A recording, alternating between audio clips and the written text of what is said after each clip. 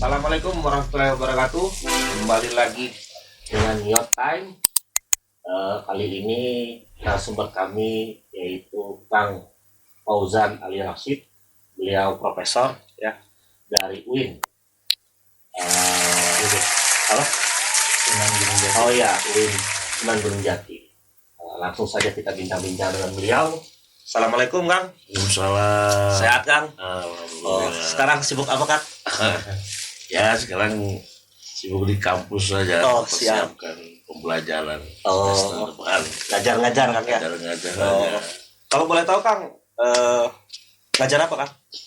Saya ngajar politik hukum Islam. Politik hukum Islam. Ya. Oh, itu ngomongin sejarah atau gimana Kang? Itu ngomongin tentang proses legislasi hukum. Oh, Bagaimana di dalam hukum Islam itu bagaimana keberlakuan hukum Islam baik di negara-negara Muslim maupun di non-Muslim. Dan mungkin hukum apa saja yang banyak dilegalisasi, dilegalkan atau dilegislasi oleh lembaga-lembaga negara. iya. Termasuk ada apa kaidah-kaidahnya ya, atau patokan-patokan yang bisa dilegalisasi Oh, dilegislasi. iya. Berarti perspektif Islam gitu masuk di situ. Iya, Oh. tapi kan Islam dalam konteks konteks luas ya. Iya. Artinya bukan hanya pada faktor adanya nas Quran hadis, tetapi ada nilai-nilai kemanusiaan yang membawa kebaikan, kemaslahatan. Nah, itu juga bagian dari Islami. Jadi tidak dalam konteks kecil ya. Iya. Dia lebih meluas karena saya kira banyak nilai-nilai kebaikan yang perlu dijadikan dikodifikasi menjadi aturan-aturan yang itu membawa kebaikan pada kebaikan bersama.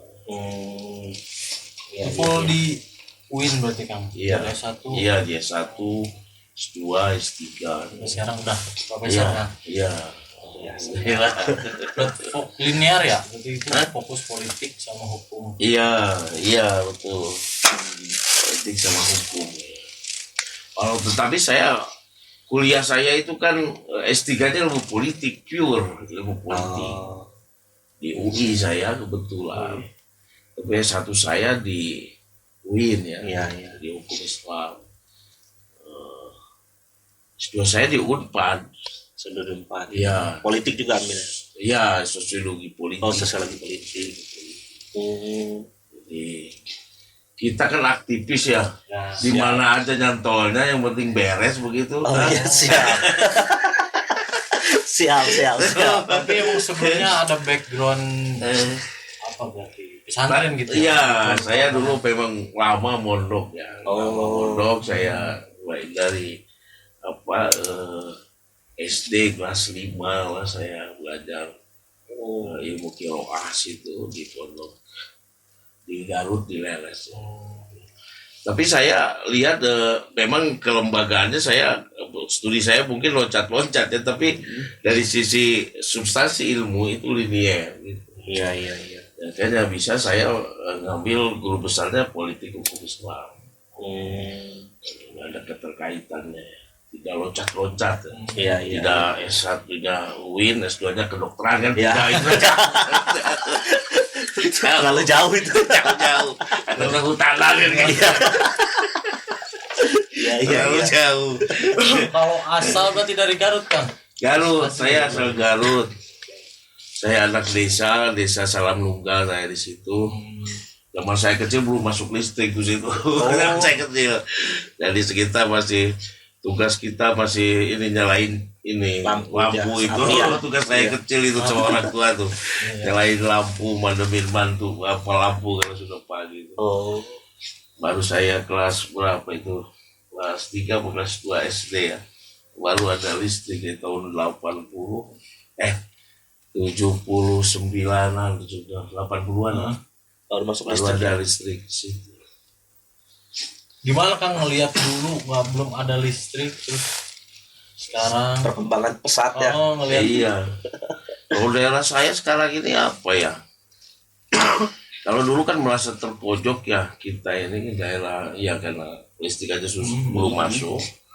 Itu. Kalau sekarang kan daerah saya menjadi daerah industri. di Garut ya. Iya di kecamatan saya tuh di Leles itu daerah industri sekarang jadi ke situ macet kalau itu tuh karena apalagi kalau sudah keluar pegawai ya karyawan macet kemudian pedagang kan hampir 24 jam situ pedagang jadi ramai sekali 24 jam kalau dulu kan maghrib aja sudah sepi tuh gitu. Ya iya lampu nggak ada. Aku nggak ada jadi SD, SMP, SMA di Garut. di Garut saya Saya berangkat kuliah di Bandung. Gimana Iya, Kang? iya. Kenapa hukum berarti ya kalau iya saya Satu hukum. satu hukum Islam. yang penting masuk dulu ke UIN-nya dulu itu Kang atau emang ngejar juga di hukum Islamnya nih pengen mendalami? Awalnya ya. Iya saya kan karena berangkat dari pondok ya saya anak pondokan. Dalam bayangan saya kan ingin mendalami keislaman waktu itu. Ya masuklah saya ke Fakultas Syariah. Fakultas yang bahasa Indonesia kan ya hukum Islam. Masuk saya di Fakultas Syariah. Saya ngambil pidana perdata Islam atau bahasa Arabnya itu jinayah siasa, Ya. muamalah. Saya masuk di situ. Nah saya mengambil kekhususan saya itu siasa politik hukum Islam. Dari awal Dari suka ke politik. S1-nya, iya. Oh.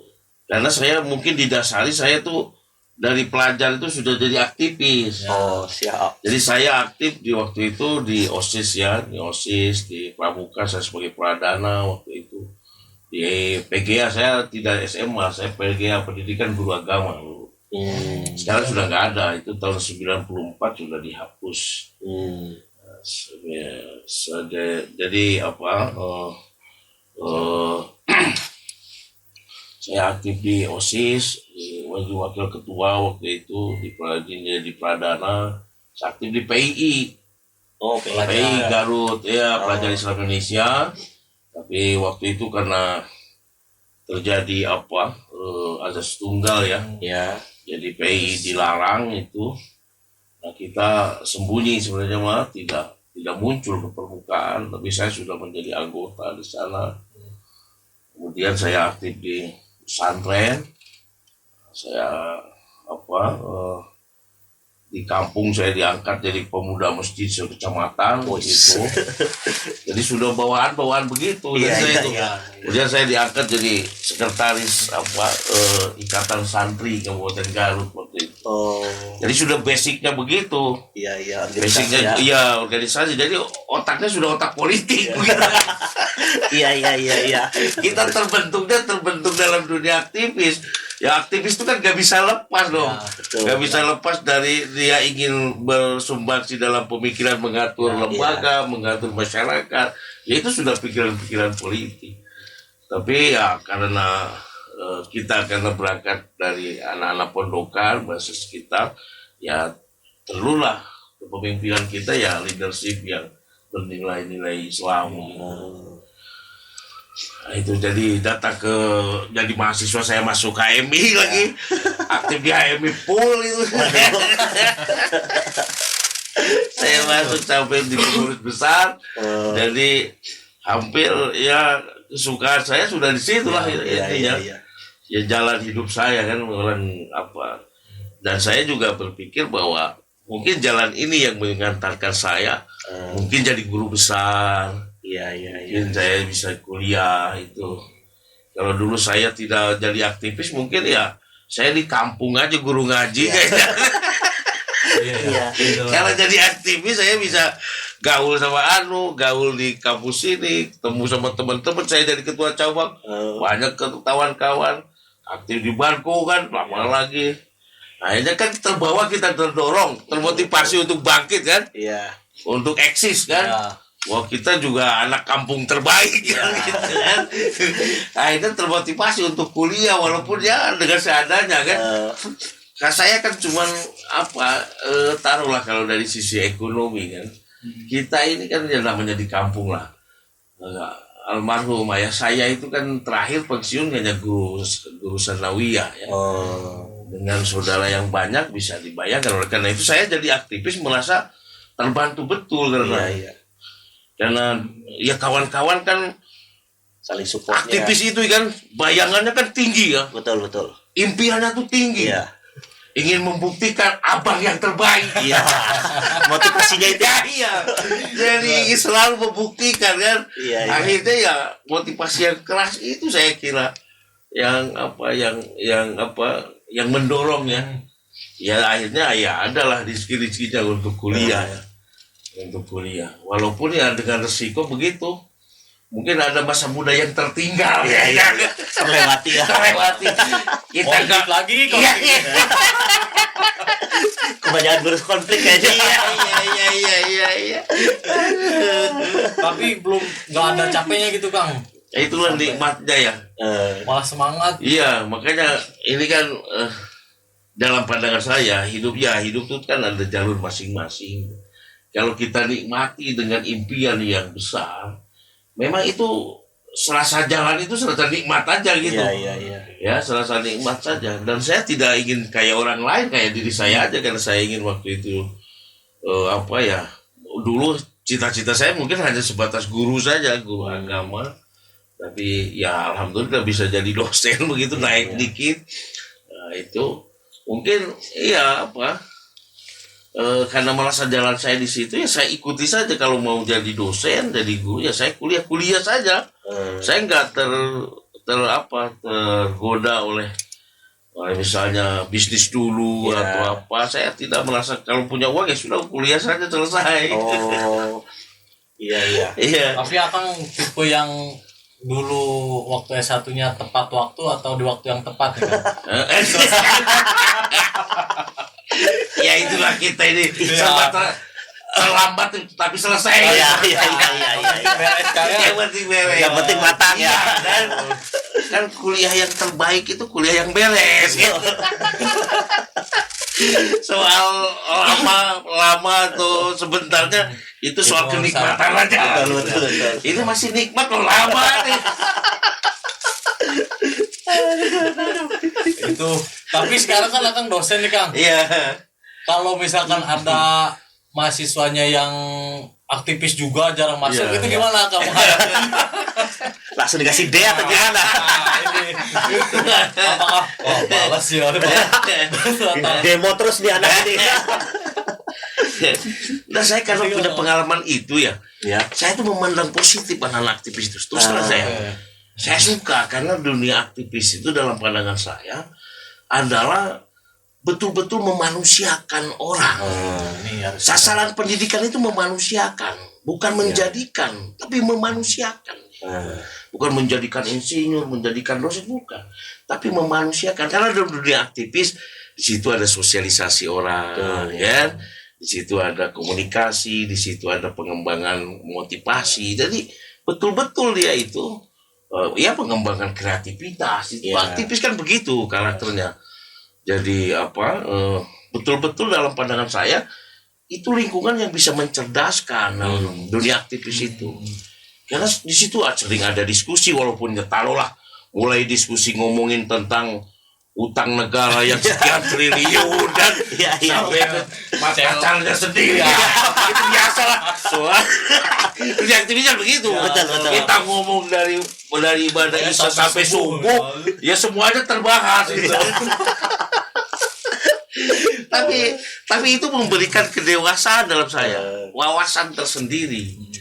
Karena Karena dia terekspresikan pemikirannya, kemudian hasratnya. Jadi saya memandang positif dunia aktivis itu. Hanya tinggal saya sering pesankan.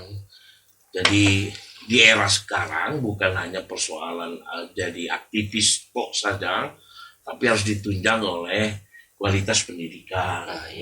Karena itu akan jadi nilai plus, ya.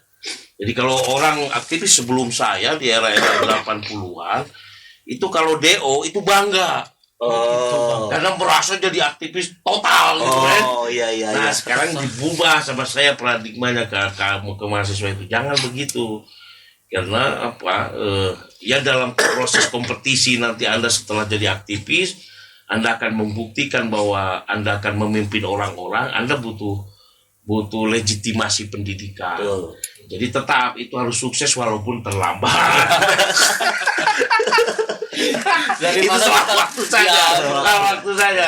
Itu harus selesai sehingga ketika anda selesai di dunia perjuangan dari aktivis, ketika anda mampu dibutuhkan oleh negara, oleh masyarakat mengabdi, ya anda punya martabat, lah, punya marwah lah. Untuk sejajar dengan orang-orang yang mungkin beda ya. Iya iya. Nah, jadi kan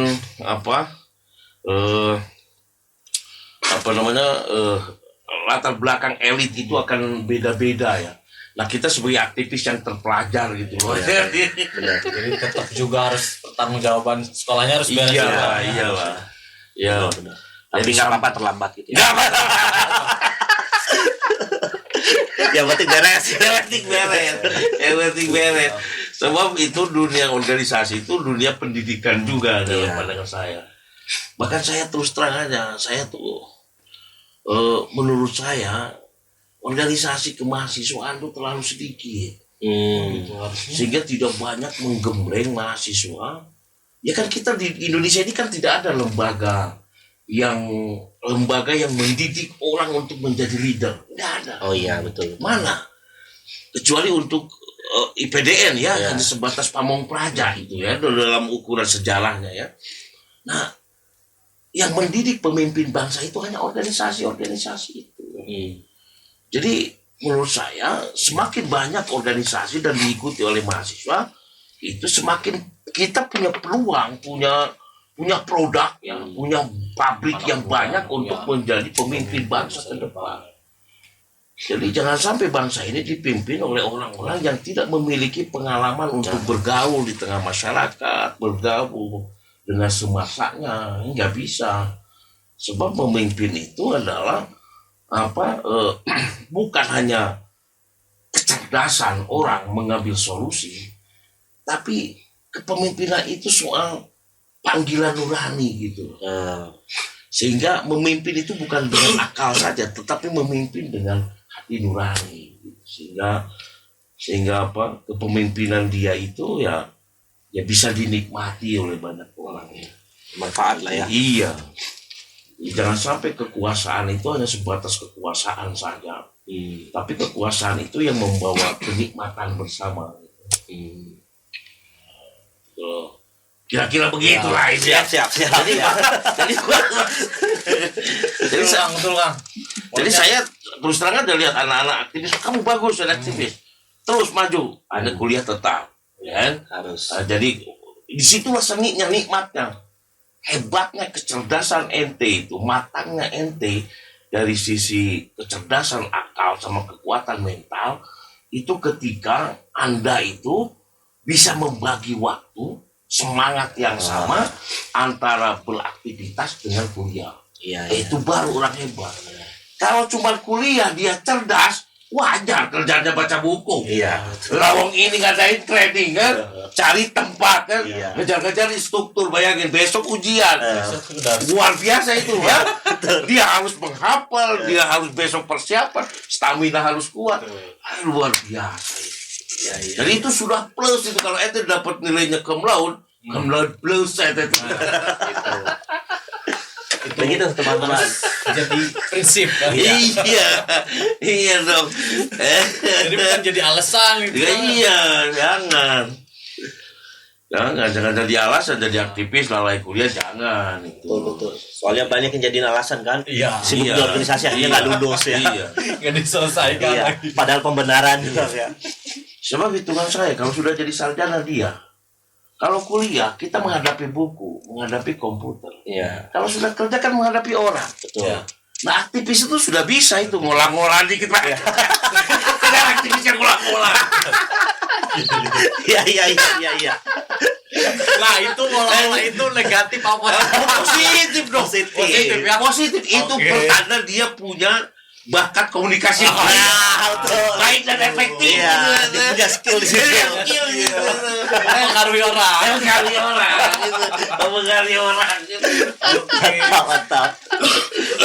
Justru jangan dan dosen-dosen juga jangan jijik. Jangan a priori, itu harus priori. bagus. Mahasiswa. Iya. Hanya sering memang banyak tadi yang jadi aktivis jadi alasan itu. Betul. Nah, itu yang saya kurang sependapat. Saya kalau ada anak aktivis, saya bilang saya ini mantan pengurus besar, pengurus nasional. Itu kuliah masih jalan. Iya. Ente ini bagaimana kan gitu. Nah, saya bilangin, itu nikmat. Saya bilang kalau kamu sukses jadi aktivis, nikmat loh. Udah banyak teman, kita juga bisa bersaing nikmat. Waduh. Bangga itu. Mantap. Betul. Jadi hidup itu kan membuat sejarah ya. Sejarah Fauzan ini kan dibuat sejarah. Masa sejarahnya cuma dari kosan ke kampus. Dikit amat sebarannya enggak itu. Kalau buat biografi ya enggak? Iya. Coba kalau saya buat biografi, kita pernah terlantar di Cipayung dengan lapisan okos. Itu kan nikmat kan? Ditulis tuh itu kan cerita kan. Ada sedihnya Ya, ya. kita naik ke kampungan dulu kan zaman saya naik bis ya. Naik bis, belum bisnya kan belum ada tol. Ya. Jadi langsung lama puncak. Kalau ke PBHM itu. Kita naik di Kampung Rambutan, datang ke Kampung Rambutan kita kehabisan ongkos kan, nunggu kawan siapa ya nah, itu cacatan mahal itu. Betul. Ya, boleh orang menganggap sedih, tapi itu yang membentuk saya menjadi orang yang mampu menghormati orang lain ketika tidak punya uang. Iya. Tahu kita pahitnya. Betul. Jadi lebih bisa memanusiakan. Manusiakan, Emang aku perlu ngerokok dulu sih. Boleh izin dulu lah. Iya. Luar biasa kalau udah ngobrol sama senior kanda Iya. ya. Dapat energi baru gitu kan. Betul. Apalagi semangatnya masih pol. Kadang kan biasanya juga suka mumet gitu Kang. Di organisasi ini kan tariknya konflik lagi. Itu tapi masih bisa memanage mental, memanage waktunya gitu Kang. Menghadapi adik-adik ini. Memang itu maksud saya, itu seleksi kepemimpinan itu di situ. Seleksi kepemimpinan dan namanya keluasan jiwa kita ya. Iya. Ketika melihat konflik, kalau saya suka aja lihat anak-anak konflik itu ya. Kalau dalam pandangan saya nanti seleksi alam muncul. Ada yang saya capek konfliknya keluar dia. Itu seleksi. Ada yang bertahan. Saya bilang itu nanti dalam dunia kepemimpinan akan begitu. Jadi sebab dalam dunia kepemimpinan, dalam dunia kekuasaan, kita akan meramu semua keinginan orang. Dan itu pasti ada benturan. Apabila kurang kuat, dia akan mundur. Kan? Karena belum tentu berhubungan dengan dirinya. Pemimpin kan bukan berpikir dirinya, dia berpikir tentang semuanya. Oleh karena itu dia harus meramu. Nah, ketika konflik itu muncul beberapa konflik, dia bagaimana konflik itu membawa kebaikan bersama, bukan menjadikan dia mundur. Iya. Itu kedewasaan luar biasa. Hanya saya kira konflik dalam konteks ini kan, apalagi pengalaman saya misalnya di organisasi HMI begitu kan, dengan berbagai argumen, dengan kecerdasan selain sebagainya, latar belakang sebagainya, itu kan dinamika tuh seolah-olah tidak pernah berhenti terhadap menit itu. Tiap detik ada aja. Kasus. Terlalu kreatif ya. Kreatif. Dan itu memang itu risiko kreativitas. Iya. Semakin orang kreatif, semakin dia inovatif, semakin banyak kemauan. Yang orang lain belum tentu mau. Itulah muncul konflik. Jadi kalau orang kuat di situ, siapa yang kuat menghadapi konflik-konflik itu dan bertahan menjadi leadernya, dia nanti akan siap memimpin bangsa ini kan, yang Bhinneka Tunggal Ika ini kan, dia yang siap. Makanya saya bilang organisasi itu memang ini sekolah kepemimpinan itu. jangan dianggap remeh. Ya, betul. Dan penerapannya juga nggak hanya melulu di politik praktis gitu Kang ya. Maksudnya Enggak. kalau nanti yang lain misalkan ada fokus di profesional, Iya. di akademis juga Iya. sangat terbantu. Iyalah, kan begini juga kan dunia kekuasaan itu kan bukan hanya di dunia politik ya. Artinya bukan dunia kepemimpinan. Semua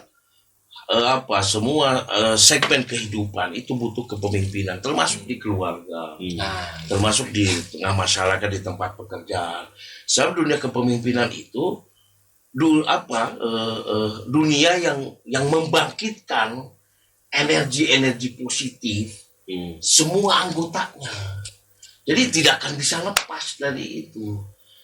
Cuman kita sering menyamakan antara kepemimpinan dengan politik saja.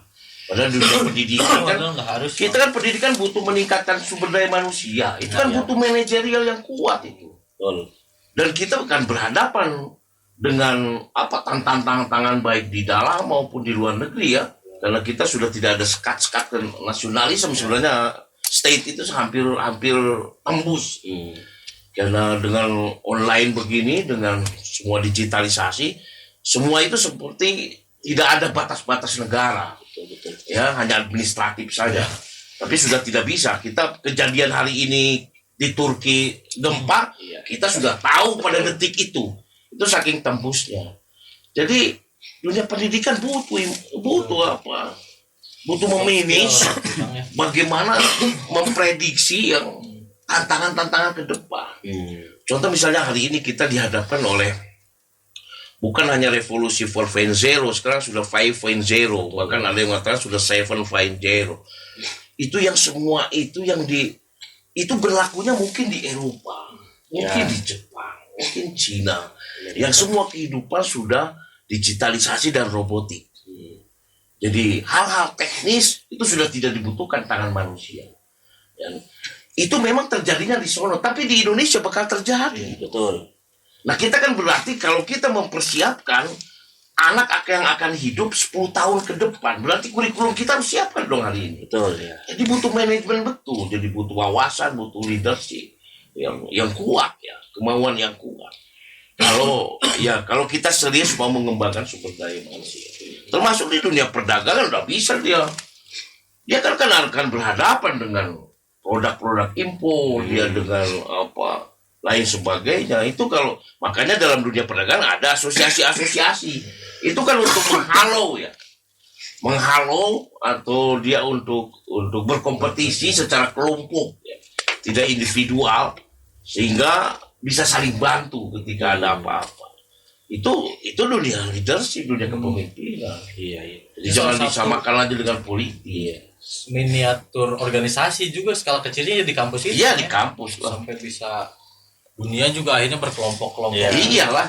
Dan itu fitrah manusia berkelompok. Jadi orang itu dimanapun sejarah manusia akan senantiasa berkelompok.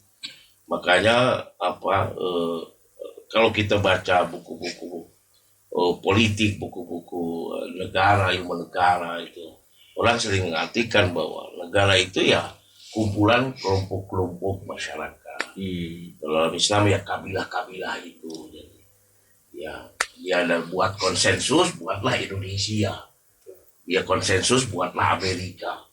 Dan kan tadinya cuma negara-negara kecil, sekelompok orang yang karena faktor ikatan genetik, kalau ikatan-ikatan persahabatan jadi satu suku bergabung ya itu. Karena nation state kan baru muncul di era abad 20 awal ya. Nation state itu kan orang tadinya ya kan tidak ada state. Yang ada adalah kerajaan itu adalah menguasai ya suku-suku aja yang ada. Itu Jangan antipati terhadap dunia aktivis. iya Mungkin ada beberapa oknum yang menyalahgunakan. Dan untuk wanita-wanita cari cowoknya aktivis. Nah. iya Sudah matang dia memimpin keluarga. iya sudah matang iya Kita mulai lebih luas Kang. apa Gimana nih Kang tentang pemilu? Udah Iya. masuk Iya. dunia politik. iya Ntar lagi nih. Ini kan pemilu ini salah satunya adalah produk dari evolusi kepemimpinan. Betul ya. Kepemimpinan di masa lalu itu orang berdasarkan hal-hal yang di luar kekuatan manusia. Jadi ada legitimasi magic ya. Misalnya kalau di Indonesia ada misalnya Majapahit itu ada legitimasi dari selatan ya, Ratu Selatan dulu ya. Dan orang percaya karena setiap raja itu rata-rata membuktikan kesaktiannya. Nah, setelah muncul nation state, muncul rasionalisasi ilmu pengetahuan, terjadi proses ilmu pengetahuan di abad 17, abad 18, muncul ilmu sosial, ilmu politik, ilmu filsafat dan sebagainya. Orang tidak lagi berpikir soal mistisisme. Di dunia kepemimpinan bagaimana modelnya kalau begitu? Ya, karena sistem monarki turun-temurun tidak semua raja itu membawa kebaikan, ada saja membawa dari ambruk dan pecah. Nah, pemilu itu adalah kalau dulu orang legitimasi kepemimpinan itu dari di luar kekuatan manusia. Nah, di era rasional ini legitimasi kekuasaan itu orang ke orang. Jadi ini evolusi. Ini evolusi. Karena apa? Karena rasionalitas yang muncul. Karena manusia sudah mulai tadi dengan ilmu pengetahuan maka muncul kecerdasan. Nah, pemilu itu makanya dalam sistem pemilu di samping ya pemilu itu sebuah indikator demokrasi ya. Jadi pemerintahan oleh rakyat itu begitu, legitimasi dari rakyat itu bukan dari yang gaib tapi dari rakyat gitu.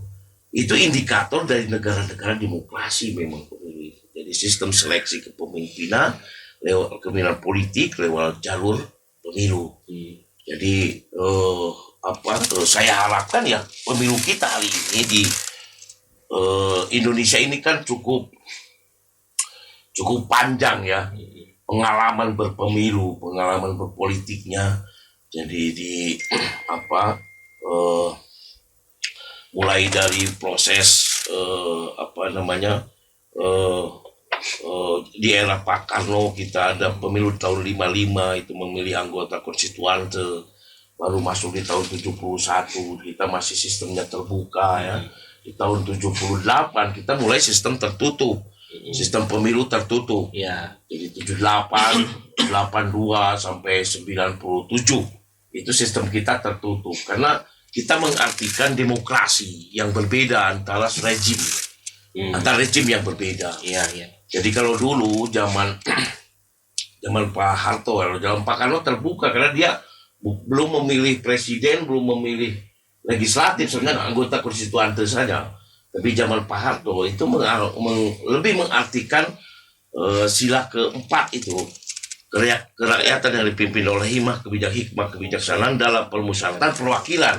Jadi sistemnya perwakilan. Oleh karena itu kalau sistem perwakilan maka dia sistem pemilunya ngambilnya tertutup. Karena nanti yang memilih itu dia memilih gubernur, memilih bupati, dia perwakilan. Diwakili itu loh. Tidak apakah itu keluar dari konsep demokrasi? Tidak. Itu demokrasi. Ya. Indirect election. Indirect election. Jadi pemilu tidak langsung. Itu demokratis juga. Nah, di era reformasi ini tidak. Di era reformasi ini kan ini yang harus kita syukuri ya. Dia kan mencoba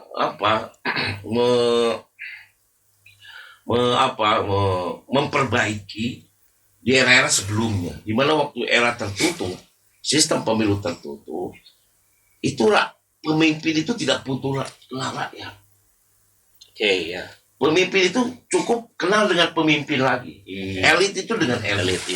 Saya kalau mau jadi bupati tidak perlu kenal masyarakat. Saya cukup kenal dengan ketua umum Golkar, saya cukup kenal dengan presiden, dengan Pangdam, dengan Mabes. Selesai saya jadi dulu. Kalau dulu cendana lagi itu.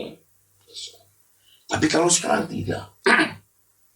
Dengan pemilu sistem terbuka ini itu mendekatkan rakyat dengan pemimpinnya. Jadi tadinya siapa yang dekat dengan pemimpin dia jadi pemimpin. Kalau sekarang tidak, siapa yang dekat dengan rakyat dia jadi pemimpin. Nah, Ini paradigma 180 derajat berubah. betul. Makanya saya kurang setuju ada konsep ingin kembalikan kembali proporsional tertutup. Ya, itu juga kami Itu juga. ingin menjauhkan kembali. Betul. Sekarang coba bayangkan, undang pemimpin ke pelosok desa sepojok apapun dia datang. Kenapa? Pemimpin butuh legitimasi mereka. Akhirnya rakyatnya menjadi kenal, oh ini pemimpin saya. Iya. Dia bisa menyampaikan apa aspirasinya. Jadi ini hal-hal baik menurut saya yang butuh dirawat ya. Iya, iya. Yang butuh dirawat oleh elit-elit politik kita. Sudahlah proporsional terbuka dimaksimalkan supaya rakyat mengenal pemimpinnya, pemimpin mengenal rakyatnya. Betul. Sebab gagasan program pemimpin itu harus realitas masyarakat. Iya. Karena dia banyak turun, dia punya program. Oh, di sini sawah tapi kok airnya berdasarkan hujan saja. Apa namanya disebutnya? Kalau gitu ya harus buat irigasi Irigasi, jadi program kan begitu. Betul. Oh, di sini masyarakat pendidikannya kok era sekarang kok SD-nya masih jelek begini, guru kurang, buat program kan? Iya. Kan gitu. Jadi banyak sisi baiknya iya. Tapi kalau dia hanya kenal dengan elit, nggak mungkin ngomongin ke susah rakyat. Iya. Kalau ketemu elit kan paling begitu. Sekarang punya mobil apa? Nah. Iya. Sekarang udah berapa bini? Kan repot kan? Ketemu elit kan paling begitu kan? Iya. Iya kan? Aduh. Luar biasa. Benar. Dapat begini pas di gua ya. Bisa jadi ya. Tanda.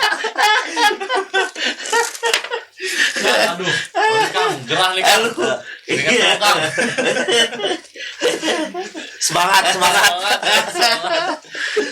Jadi saya harapkan dengan podcast ini ya kepada elit-elit politik sudah jangan dirubah. Sistem itu tetap proporsional terbuka. Yang perlu dibenarkan adalah hal-hal yang negatifnya. Iya. Misalnya kenapa pemilu terbuka itu memang resikonya high cost. Betul. High cost politik. Jadi biayanya tinggi memang itu. Nah itu bagaimana supaya pemilu itu tidak high cost. Kalau high cost seperti banyak para pengamat, para ilmuwan yang anti demokrasi, bahwa demokrasi itu memperkuat kapitalisme. Nah, itu gimana? Itu gara-gara high cost. Nah, maksud saya kan bisa diatur ya. Dunia ini kan bisa diatur kan gitu. Iya, betul. Dari pasukan lah. Soal dunia mah bisa diatur. Jangan dibuat rumit. Iya. Atur dong, misalnya saja kan. Iya dong, bisa diatur. Nah itu Kang, ada beberapa keluhannya terkait high cost itu sama kan, dan apa setiap pemilih itu masalah yang selalu datang itu politik uang Kang. Iya, Iya. Politik mana, Kang? Iya kan begini. Kita ini kan baru era baru Transisi lah pemilu terbuka ini baru tahun 2009 mulai. Jadi baru 10 tahun atau 2 kali pemilu ya. 3 kali 2009, 2014, 2019. Memang tahapan ini kan kalau dianggap muda ya, masih muda. Tapi dalam pandangan saya kan begini, kalau money politik itu ya politik high cost itu karena faktor banyaknya money politik. Kita kan karena ini saya tidak tahu siapa yang menciptakan. Nah, itu siapa yang memulai? Ya, siapa yang memulai? Ya, karena memang kalau dari sisi dia ketemu orang karena banyak tempat memang butuh dana banyak. Ya, butuh dana banyak. Tapi kalau saya kira tidak semua masyarakat itu berharap terjadi transaksional. Jadi ada yang menurut saya yang banyaknya ini saya tidak tahu ya apa rakyat yang mau atau politisi, tapi di politisi juga banyak politisi yang malas turun. Ya. Loh, inilah pentingnya tadi aktivis tuh. Dia malas loh, orang kalau ketemu dengan masyarakat kecil, kan kerjanya ngeluh, bikin beli gitu kan. Wah ini harga naik, wah beras ini begini kan, puak gitu kan, nggak nggak bisa kan. Banyak juga elit-elit yang nggak Iya. mau dialog dengan orang miskin, bikin rumek aja, kan? Akhirnya ya caranya dibeli lewat agen-agen itu mungkin. Akhirnya kan jadi mahal. Iya. Jadi bisa saja ada faktor politisi malas turun, ya. Oh, bisa jadi gitu lah. Saya malas turun sehingga dia terjadi transaksi dengan beberapa agen-agen yang agen-agen suara kan sekarang banyak Agen-agen nih. suara. Iya, agen-agen suara ini kan. Ya kan. Jadi bukan pulsa aja kan ya.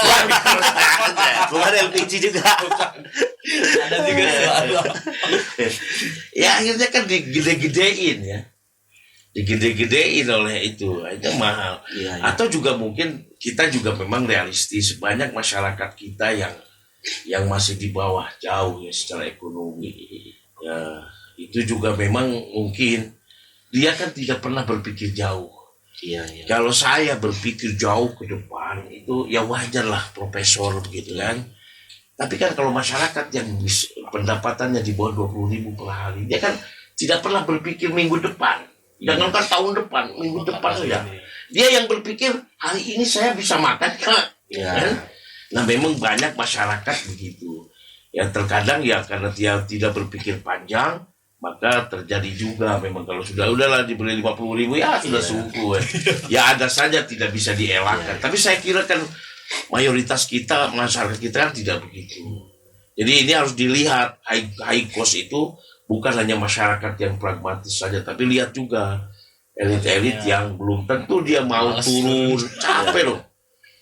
Jauh lagi. Bayangin aja kalau mau jadi bupati saja ya, sekota Bandung saja, setahun belum tentu kekeliling itu per RW itu per RT itu, apalagi per belanja Kabupaten desa ya. sudah kebayang itu. Jadi memang melelahkan, tapi menurut saya itulah motivasi yang terbangun yang dilatih dunia aktivis. Jadi kelelahan segala rupa itu ya dia dinikmati gitu. Sebagian bagian dari dia itu ya pengabdian dia pada masyarakat. Ya dunia aktivis, ente jadi aktivis coba apa hasilnya? Kan setelah selesai jadi ketua umum cabang apa bawa mobil Rubicon kan gak juga kan? Iya, betul. Mesti Cuma berjuang. kebanggaan saja. Abang dulu cuma itu aja kan? Ya kan? Nah itu kan belajar ikhlas mengabdi memimpin. Betul. Nanti ketika jadi elit itu harus begitu memang. Jadi dalam politik itu menurut saya bukan hanya orientasi kekuasaan yang harus diraih, tetapi ada nilai-nilai pengabdian. Bahwa kita yang diberikan kelebihan oleh Allah, baik dari ilmu maupun dunia, ya ikut memelihara ciptaan-ciptaan Allah. Nah ini saya kira ya harus nilai plusnya di politisi. Tapi kalau ngitung dagang, memang ya resikonya karena orang ada yang menghubungkan antara high cost politik dengan dunia korupsi. Ini korupsi banyak ini karena high cost Ya, gitu betul. loh. Ada tuh Kan? gitu ya. Jadi akhirnya dia tertutup aja biar murah. Ya. Ada begitu. Ya karena mentalnya saya kira ya saya terlepas ya bukan sok suci atau sok ikhlas, tetapi ya di dalam dunia Anda ketika turun di dunia politik ya adalah nilai-nilai pengabdian itu. Betul. Sehingga semuanya tidak dihitung untung rugi, hitungnya kepuasan batin. Ketika lihat masyarakat menjadi makmur, ketika anak-anak sekolah dengan damai, nikmati itu. Jadi itulah kepuasan seorang pemimpin. Jadi bisa nggak sih kan bahwasannya terjadinya money politik ini dan hampir menjadi tradisi itu akibat dari pola pengkaderan di partainya. Bisa jadi begitu nggak sih? Iya, memang ada banyak variabel ya. Iya. Banyak variabel mulai dari tadi saya bilang kita tidak ada lembaga yang mendidik yang melakukan proses kaderisasi kepemimpinan bangsa. Kemudian juga pendidikan politik kita yang cukup tidak merata lah. Kita kan pendidikan politik kita kan hanya diajarkan di sekolah lewat hanya Pancasila, mungkin kewarganegaraan dan lain sebagainya. Ya diantaranya salah satu faktornya orang memandang dari sisi partai, walaupun tidak semua ya. Saya objektif juga. Saya ada misalnya beberapa partai nggak disebutkan lah takut kampanye nih. Iya, jangan. Beberapa partai besar ya, Iya. partai besar yang sudah membuat rancangan perkaderan, jadi tidak bisa lewat. Hanya dalam konteks memang pemilihan terbuka ini, pemilihan langsung ini, memang ada indikator-indikator kan pasti seorang pemimpin politik ya, pemimpin partai inginkan dia menang. Betul. Nah, indikator dari sistem pemilu yang langsung terbuka ini memang faktor pertama itu adalah tingkat popularitas. Nah, itu seringkali mengacaukan kualitas perkaderan karena yang dididik berkualitas belum tentu populer. Iya. Ya, saya dokter ilmu politik saya ini. Tapi disuruh tanding belum tentu saya banyak yang milih, kecuali mahasiswa saya yang seneng aja. Yang dikasih D malah-malah orang malah dipilih. Ya, mungkin tentu kader HMI lah yang milih saya, yang milih saya. Itu akhirnya partai supaya menang merekrut orang-orang populer. Popularitas itu ya banyaknya ya mungkin di kalangan artis. Betul. Ya. Tokoh-tokoh sosial yang dia tadinya tidak bersentuhan dengan dunia politik. Betul. Dia tidak pernah berpikir bagaimana politik, yang dia pikirkan kan dia seorang artis kan pasti bagaimana dia profesional menjadi artis. Ya, akhirnya muncul, nah itu terjadilah lonjakan-lonjakan. Yang kedua misalnya di sistem terbuka itu yang memungkinkan orang menang itu orang yang memiliki tadi satu popularitas plus elektabilitasnya ya, kemudian modal. Ya, saya dokter ilmu politik tapi suruh ngemodalin biaya ini nggak punya kita. Ya, akhirnya partai politik supaya berjalan cari orang yang berduit. Akhirnya perkaderan kadang-kadang diabaikan. Carilah misalnya tokoh masyarakat yang banyak duitnya, tuan-tuan tanah, punya perusahaan atau itu dimasukkan karena partai butuh modal. Ya itu baru yang misalnya yang ketiga baru networking ya. Orang yang memungkinkan menang itu kan yang banyak jaringannya.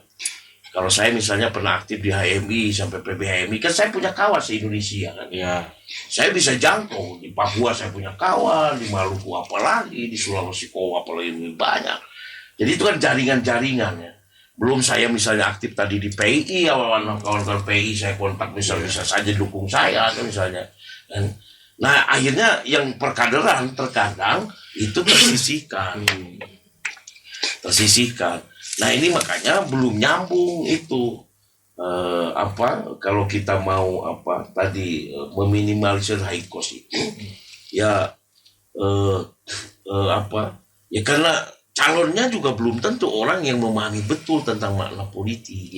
Ya, politik belum tentu dia memaknai politik bagian dari pengabdian dia sebagai orang yang diberikan lebih, belum tentu. Jadi dia hanya melihat politik, saya yang jadi bupati, lihat bupatinya saja. Nah, kenapa yang jadi bupati? Jadi bupati kan enak, mobil-mobil dinas, baju dikasih dinas kan, rumah-rumah dinas. Yang nggak ada istri dinas aja, yang nggak ada itu nggak ada. Istri tetap istri bawaan, jangan istri dinas itu bahaya itu. Di atas lah bupati dia.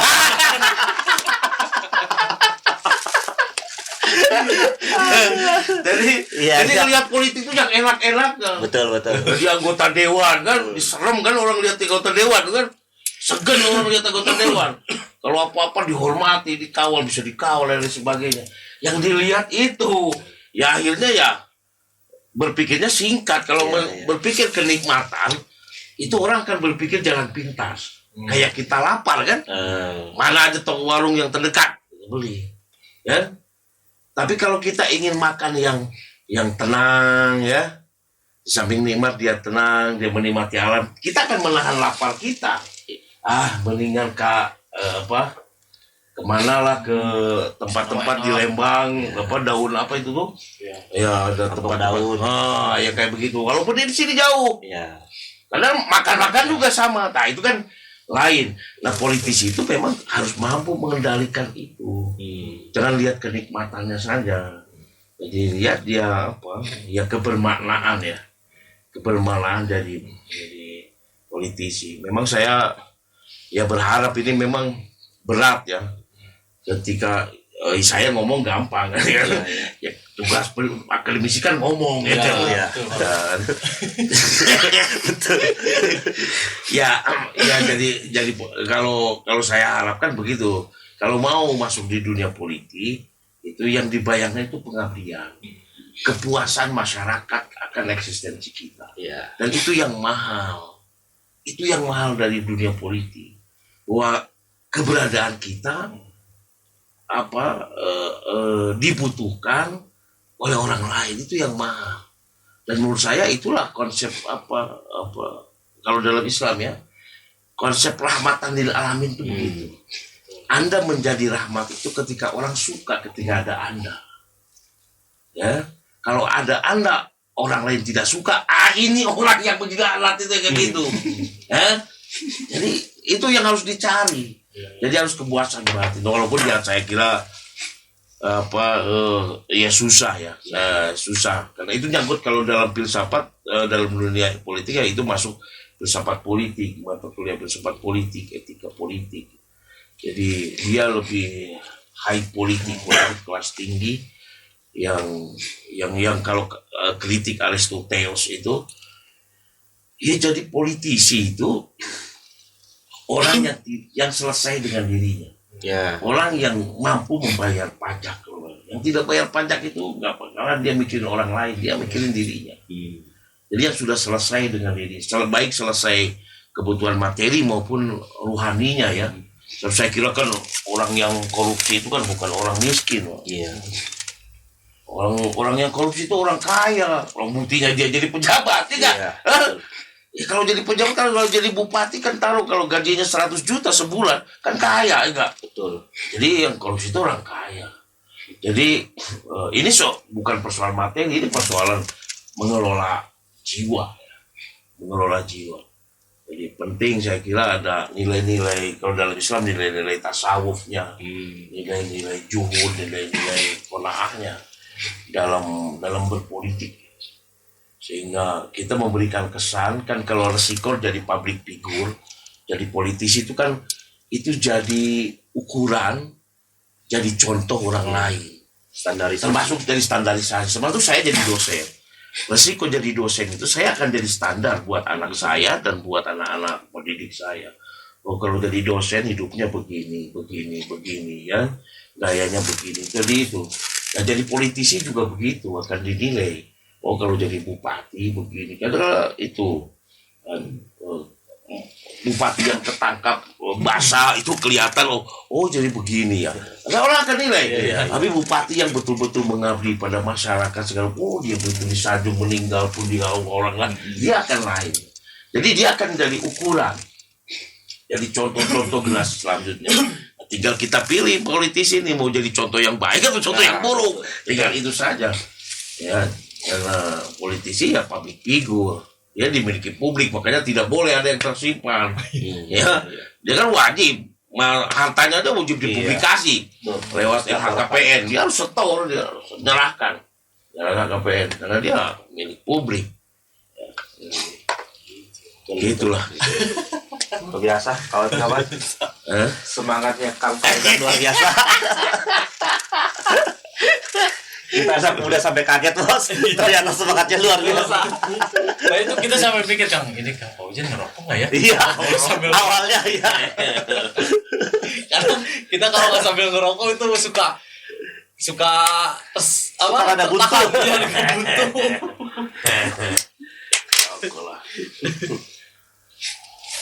Jadi sekarang sibukan selain dosen apa nggak? Ya saya mengajar, saya mengajar ya.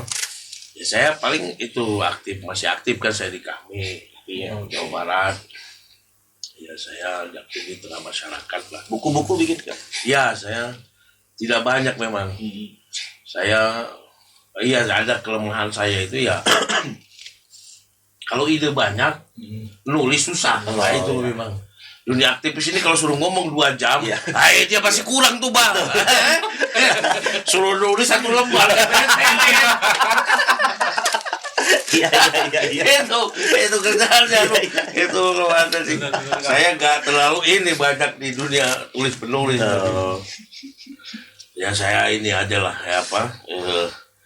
Saya isi dengan tadi kalau ada anak-anak training saya kalau ada waktu pasti saya masih sering dimanapun saya masih sering. Iya. Karena saya ingin juga tadi bermakna lah. Ini mah saya memberikan apa gagasan-gagasan atau pengetahuan pada adik-adik kita. Ke depan apa Kang? Akang yang ingin cita-cita yang belum Iya, apa mungkin yang kira-kira rektor masih mungkin pengen kan? apa nih? Rektor lah nih, tanggung nih. Atau akhirnya kayaknya perlu nih bikin buku. Iya. Kalau itu pasti. Oh iya. Kalau itu pasti. Cuman tahunan itu. Yang penting beres.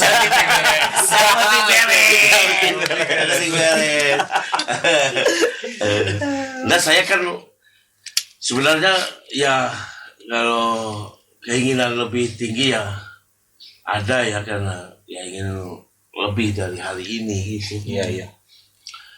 Tapi saya sekarang banyak mensupport kawan-kawan, baik kawan seangkatan maupun adik-adik saya yang baik berkarir di dunia politik khususnya. Sering saya diminta jadi konsultan, jadi apa.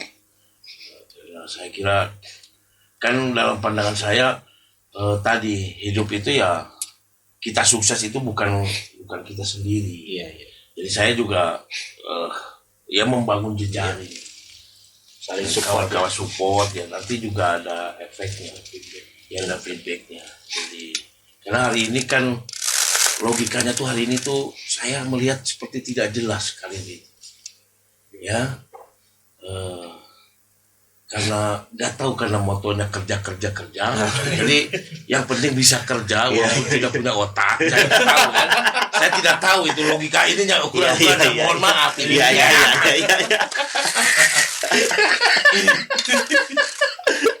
jadi sekarang orang cerdas itu banyak ke pinggir jadi saya merasa di pinggir berarti saya cerdas ya kan Iya. padahal pemikir sendiri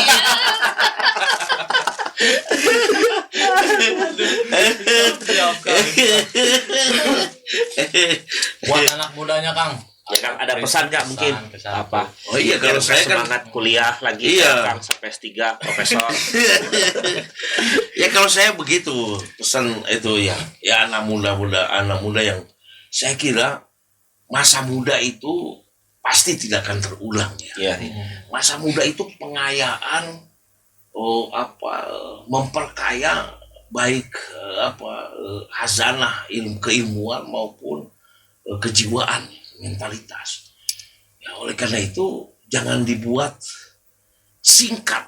Hidup itu jangan dibuat singkat. Sejarah itu jangan dibuat singkat. Jadi lakukan hal-hal yang membuat Anda itu menjadi lebih lebih bermanfaat. Bisa tadi jadi aktivis, bisa jadi pengabdi masyarakat. Supaya saya menghitung kesuksesan orang itu akan ditentukan oleh perjalanan dia mengabdi pada orang lain. Saya yakin itu. Jadi ketika dia banyak memberikan bantuan pada orang lain, saya yakin dia itu kesuksesan itu sudah di depan mata. Jadi kalau orang hanya berpikir dirinya, dia pasti tidak akan pernah dipikirkan orang juga. Gitu. Nah, oleh karena itu saya kira bagi anak muda bukakan pintu-pintu kepedulian. Baik menjadi aktivis, baik menjadi pengabdi sosial, pengabdi masyarakat, ya, dan itu yang akan membuat Anda lebih bermakna. Keberadaan Anda sebagai manusia itu lebih bermakna. Jadi bukan hanya kita sukses, tapi kebermaknaan kita yang harus kita tentukan.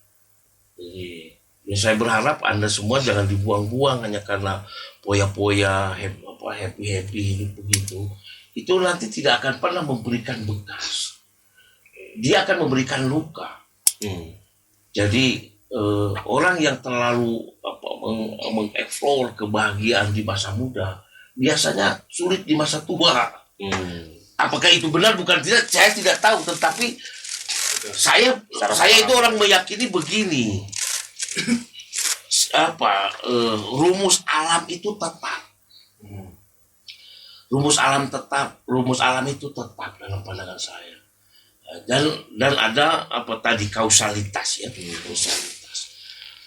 Nah, kalau hari ini kebahagiaan yang kita berikan dihabiskan di masa muda 100% dalam bentuk kebahagiaan tadi nafsu, mengumbar nafsu. Saya dalam pandangan saya, maka kebahagiaan karena sudah habis di masa tua pasti sulit. Tetapi ini bisa dirubah dengan proses sebab akibat.